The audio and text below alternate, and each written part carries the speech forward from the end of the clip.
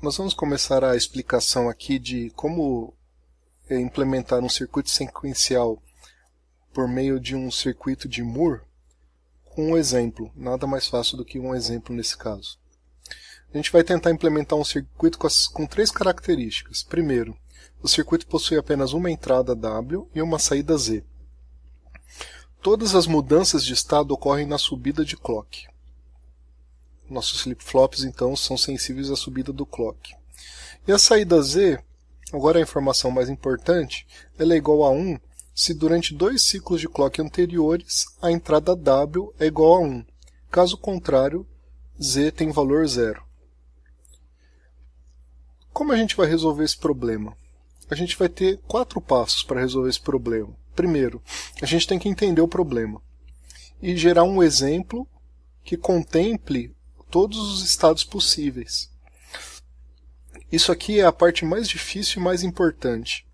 Por que é mais difícil? Porque não existe uma metodologia que eu possa ensinar para vocês que seja aplicável a todos os casos.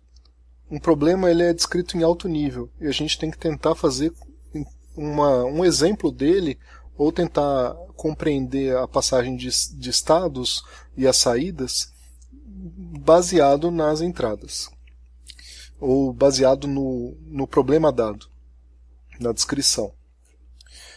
Depois que a gente entendeu, a gente vai fazer o segundo e o terceiro passo, são muito importantes. Primeiro, tentar identificar quantos e quais são os estados, quer dizer, a gente tem uma memória dentro do nosso circuito.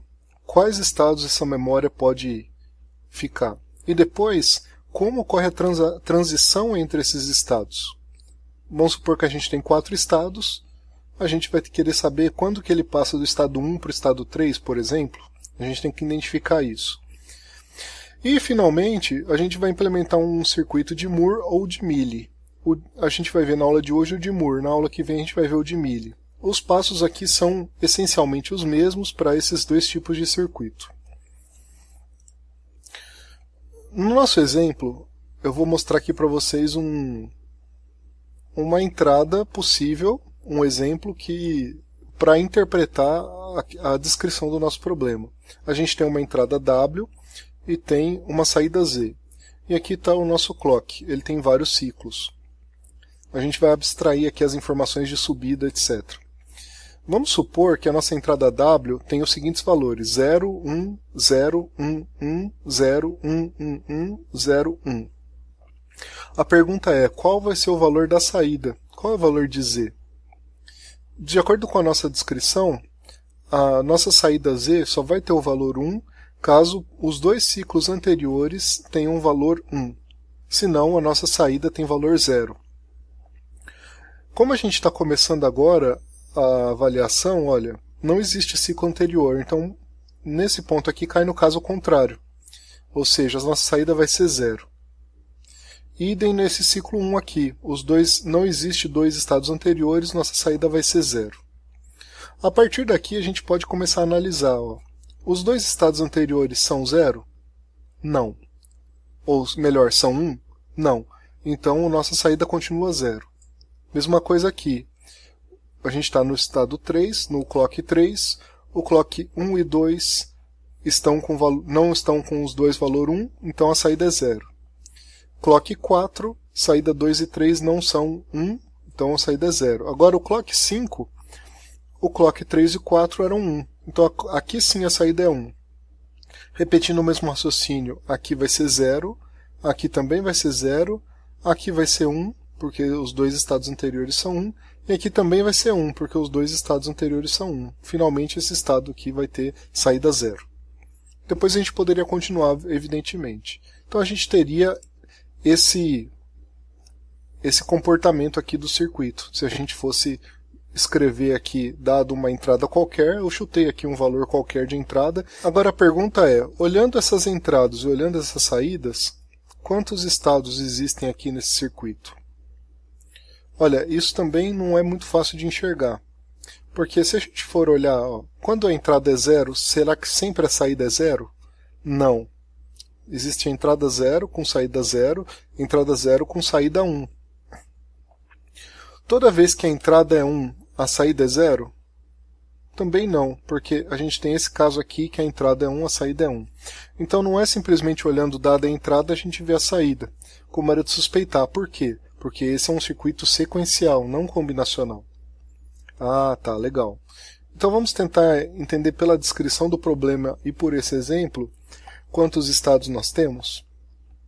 Lembra, né? A gente tem que olhar nos dois últimos ciclos de clock e verificar qual é o estado que a gente está. O primeiro estado que a gente vai definir é quando a entrada anterior for zero. Vamos supor nesse ciclo de clock aqui. A entrada do ciclo de clock anterior foi zero. Então a gente está no chamado estado, no primeiro estado. Se a gente vem para um próximo estado em que a entrada foi 1, a entrada anterior, a gente tem que olhar a duas entradas atrás para ver se também era 1. Esse seria um segundo estado. Um terceiro estado seria quando a gente vê a entrada anterior é 1 e as duas entradas atrás também é 1. E esse terceiro estado é o único estado que a gente tem a saída 1, o restante a gente tem saída 0. Então, aparentemente, com 3 estados, a gente consegue fazer a implementação desse circuito.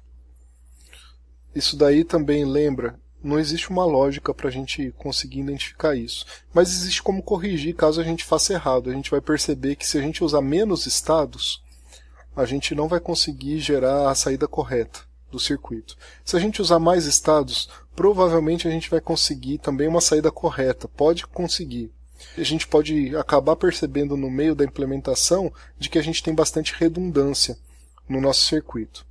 Eu não vou entrar em tanto detalhe nessa aula sobre isso, mas a gente vai direto em 3 estados. No nosso caso, como a gente viu, nós temos 3 estados. O estado A ocorre quando a entrada anterior foi 0, ou quando a gente está no início do nosso circuito e não teve entrada anterior. Exemplo, nesse ciclo de clock 3, a entrada anterior foi 0. A gente já sabe que está no estado A. A gente pode estar no estado B quando a entrada anterior foi 1, por exemplo, nesse ciclo 4, e 2 entradas anteriores foi 0. Esse ciclo 4 contempla o estado B. E o estado C quando 2 entradas anteriores foram 1, como no caso do ciclo 5. Vamos tentar começar a desenhar esse diagrama de 3 estados. Ele vai ficar mais ou menos assim: o estado A, o estado B e o estado C. Estado A, quando a entrada anterior foi 0. Estado B, quando a entrada anterior foi 1 e 2 entradas atrás foram 0. E a entrada C, o estado C, melhor, quando as 2 entradas anteriores tiveram valor 1. Será que a gente consegue, então, saber o valor da saída dado o estado atual? Nós conseguimos sim. No estado A, o que ele diz na nossa descrição? Que se a entrada no estado anterior foi 0, a saída, a gente está no estado A. Olha só, em todas as situações que o estado anterior foi 0, qual é o valor da saída nossa? É 0. Tá vendo? No caso do ciclo 10, a entrada anterior foi 0. Ciclo 6, a entrada anterior foi 0. Ciclo 3, a entrada anterior foi 0. Ciclo 1, a entrada foi 0. E o ciclo 0 também se encaixa aqui, que não houve entrada anterior. Nesse caso, todas as saídas foram 0. E quando o estado anterior foi 1 e 2 estados anteriores a entrada foi 0? Como, por exemplo, nesse caso aqui, 1, 0. Nesse caso aqui, do ciclo 7, 1, 0. A saída também foi 0 no estado B. O estado C, quando a gente tem os 2 ciclos anteriores com 1, olha o que acontece. No ciclo de clock 5, no ciclo de clock 8 e 9. A gente tem saída 1. Então a gente consegue saber o valor da saída, olha só. No estado A e B, a saída Z é 0, no estado C a saída é 1. Aí a gente consegue contemplar, então, todos os valores de saída dado o estado atual. Isso significa, se a gente consegue fazer isso, se a gente consegue gerar o valor da saída baseado apenas no estado atual, que o nosso circuito vai ser um circuito de Moore e não de Mealy.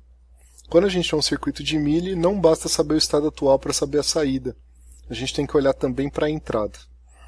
Isso vai ser o assunto da próxima aula.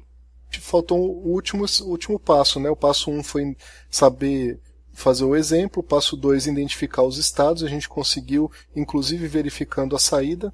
Agora a gente vai ver a transição entre os estados. Como é que a gente vai calcular essa transição aí? É simples, ó. Se a gente está no estado A, significa que a última entrada ou não ocorreu ou foi zero. Por exemplo, nesse caso aqui, tá certo? Nesse caso aqui, nesse caso e nesse caso. O que acontece se a gente tem uma outra entrada zero? Vamos supor que a gente está aqui, ó, no clock 0, vem uma outra entrada zero. Qual vai ser o próximo estado que a gente vai? Olha, no próximo ciclo de clock a gente vai olhar a entrada anterior e ela vai ser 0. Então a gente continua no estado A. Agora, se a gente está no estado A, que foi esse caso aqui, a entrada anterior foi 0, e veio 1, a gente vai para um próximo estado, ó, que é o estado anterior foi 1 e 2 atrás a entrada foi 0. Então, no ciclo anterior foi 1, nos 2 ciclos atrás foi 0. Nesse caso, qual estado a gente está? No estado B. Então, se a gente tiver uma entrada W igual a 1, a gente pula para o estado B. Se a gente está no estado B agora, a gente já viu, né, as duas possíveis entradas. Se a entrada for 0, continua no estado A, se a entrada for 1, vai para o estado B. Agora, se a gente está no estado B, nesse caso aqui, por exemplo, e a entrada veio 0, para qual estado a gente vai?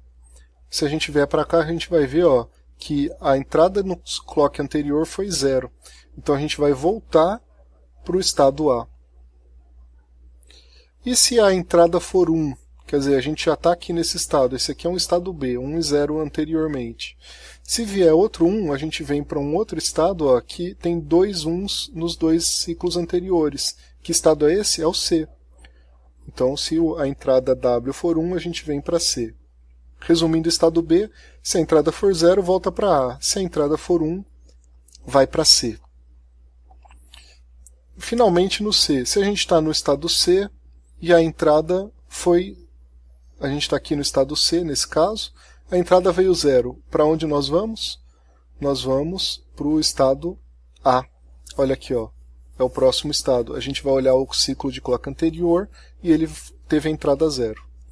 Mas se a gente está no estado C, ó, os 2 ciclos de clock teve a entrada 1 e veio outro 1, a gente continua no estado C. A gente vai ter essa ligação. Ou seja, a gente vai ter esse mapa aqui de estados. Essas transições aqui, dado o valor de W e o estado atual, a gente sabe para qual é o próximo estado que a gente vai. Esse desenho que eu mostrei aqui para vocês, ele é um diagrama de estados. Ele é extremamente importante para a gente fazer circuitos sequenciais. A gente garante que a gente está compreendendo o nosso problema e a gente tem que contemplar aqui, o segredo é contemplar todos os possíveis valores de entrada para todos os estados e saber qual é a transição.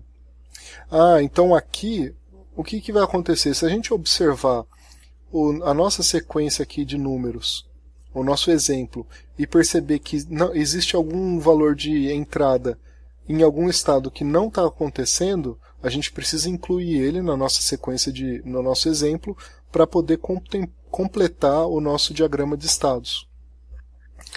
Isso aqui também é uma arte, né? Não é muito fácil então fazer esse diagrama.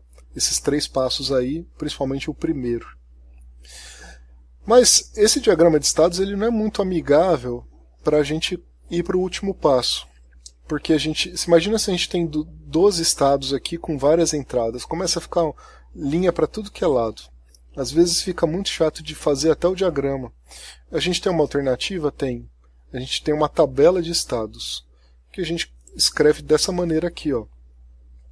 A gente tem o estado atual, a gente tem que colocar todos os estados possíveis do nosso sistema, A, B e C. E aí a gente vai ter mais duas, vamos dizer assim, uma coluna e depois 2 conjuntos de colunas. Um conjunto de coluna vai dizer qual é o próximo estado, e aí a gente vai ter uma coluna para cada entrada possível. Se ao invés de ter o W a gente tivesse W1 e W0, a gente teria que ter 4 colunas aqui para os 4 possíveis valores de entradas para saber qual vai ser a saída correspondente, ou o próximo estado correspondente. E aqui a gente segue as setinhas. Ó. Se a gente está no estado A e vê uma entrada W igual a 0, a gente vai para o estado A. Se a gente está no estado A e vê uma entrada W igual a 1, a gente vem para o estado B, conforme está aqui. E assim por diante. As outras linhas a gente faz a mesma coisa. E a saída? Aí aqui a gente também tem um conjunto de colunas. Nesse caso, como a gente tem uma saída só, a gente vai fazer uma coluna só, mas a gente pode ter Z1, Z0, a gente teria 2 colunas. Então é uma coluna por saída. E aqui a gente vai anotar o valor da saída de acordo com o estado atual, porque a gente está num circuito de Moore. Se o estado atual for A, qual é a saída? Z igual a 0. Se a gente está no estado B, Z igual a 0. Se a gente está no estado C, Z igual a 1. Agora o próximo passo seria o último, o passo número 4, que é definir o circuito de Moore. Antes de a gente definir, vamos tentar entender um pouco melhor como a gente pode modelar esse circuito de Moore. O circuito de Moore pode ser modelado dessa forma. A gente vai separar todos os elementos de memória do restante do circuito. Isso permite que a gente faça uma implementação mais fácil e mais simples. E melhor, a gente vai usar todo o conhecimento que a gente teve do curso anterior para resolver esse problema de uma maneira simples. Olha, o clock ele só vai entrar nos nossos flip-flops. Os nossos flip-flops vão ser a nossa memória, onde a gente vai guardar o nosso estado, o estado atual do nosso circuito. Qual é o valor que vai entrar na nossa memória? Existe um circuito combinacional. Por que combinacional? Porque ele não tem flip-flops do estado. A gente vai calcular o próximo estado. A gente vai chamar o sinal de próximo estado de Y grande. Do que depende o próximo estado? Se a gente voltar aqui na nossa tabela, a gente vai ver que o próximo estado depende da entrada atual e do estado atual, melhor dizendo, e da entrada, do valor da entrada. Ou seja, aqui está a entrada W e o valor do estado atual é o que a gente consegue ler a partir dos flip-flops. Então, dado o estado atual Y pequeno agora e o valor das entradas, a gente consegue criar um circuito combinacional que gera o valor do próximo estado. E eu mesmo agora, para gerar a saída, do que a gente depende? Se a gente voltar aqui na nossa tabela, ó, a saída depende unicamente do estado atual. Então, dado o valor de saída dos flip-flops, a gente consegue gerar um circuito combinacional para calcular a saída. A gente já tinha aqui os 3 passos iniciais do circuito sequencial. Agora, o quarto passo para implementar o circuito de Moore é rotular os estados com valores de bits. A gente vai fazer isso aqui primeiro. Tá certo? Depois, resolver o circuito combinacional do estado. Resolver o circuito combinacional das saídas, que são esses 2 circuitos aqui.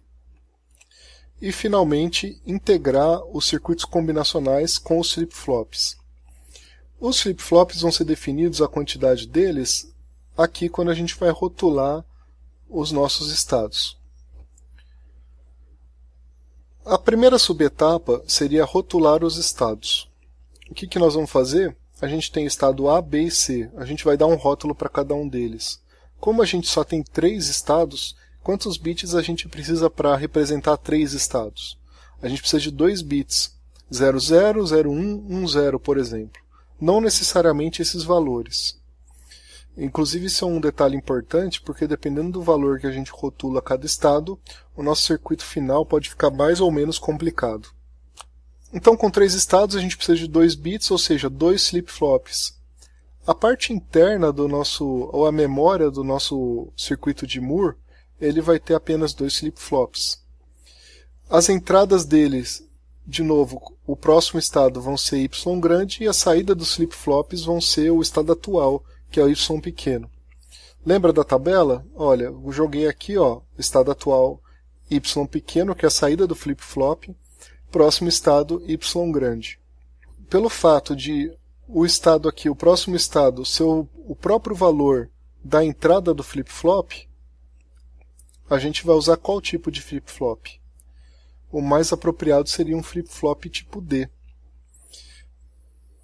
Ou seja, nos nossos circuitos aqui de Moore, normalmente a gente vai usar, na grande maioria das vezes, a gente vai usar flip-flops do tipo D. Então, aqui a mesma tabela que a gente tinha antes, a única coisa que eu fiz nesse slide foi rotular os estados. O nosso estado A agora é o 00. O nosso estado B é 01. E o nosso estado C é 10. E o 11? Um é um outro estado D que não acontece aqui.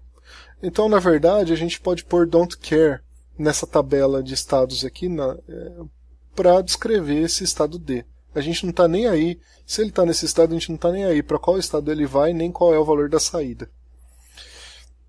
Por que isso é importante? Para os próximos estágios que a gente vai implementar. Olha só, essa tabelinha aqui, essa pequena tabela, ela descreve, dado o estado atual e o valor da entrada, qual é o próximo estado. Se a gente observar isso daqui de um ponto de vista de um circuito agora combinacional, a gente está calculando o valor do próximo estado, dado quantas entradas? O W e o estado atual, Y1 e Y0 pequenos. Então a gente tem 3 entradas e quantas saídas esse circuito? 2 saídas, Y1 e Y0 grande.